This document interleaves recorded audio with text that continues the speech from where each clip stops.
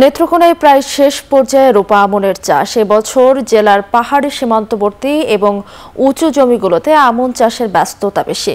এই অঞ্চলে প্রাকৃতিক দুর্যোগ না থাকায় নির্বিঘ্নে কাজ করছেন কৃষকরা। আরও জানিয়েছেন সহকর্মী রিফাত আহমেদ। চলতি বছর নেত্রকোনার রূপা আমন ইতিমধ্যেই কিন্তু শুরু হয়েছে। মাঠের যে জমিগুলো রয়েছে সেই জমিগুলোতে কৃষকরা কিন্তু এখন পুরোদমে ব্যস্ত আমন চাষকে ঘিরে। নেত্রকোনার প্রায় 10টি উপজেলার মধ্যে কিন্তু প্রায় 6টি উপজেলায় এই রূপা আমন হচ্ছে, যেহেতু বর্ষার এই সময় হাওরের বিস্তৃত যেই উপজেলাগুলো রয়েছে সেই উপজেলাগুলোতে এই রূপা আমন চাষ হয় না, যার ফলে কিন্তু সীমান্তবর্তী এবং পাহাড়ি যে এলাকাগুলো রয়েছে সেই পাহাড়ি এলাকাগুলোতে কিন্তু রূপা আমনের ফলনটাই সবচেয়ে বেশি হয়।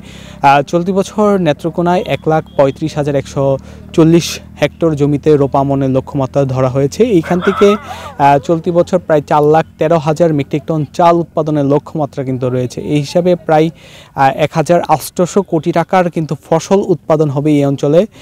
ইতিমধ্যে কিন্তু কৃষি বিভাগ এই কথা বলছেন। এখন পর্যন্ত আসলে এই অঞ্চলে যেই রূপা আমনের প্রস্তুতি সেটা কিন্তু একেবারে শেষ পর্যায়ে চলে এসেছে।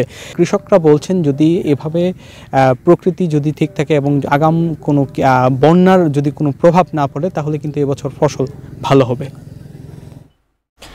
এখন কৃষিতে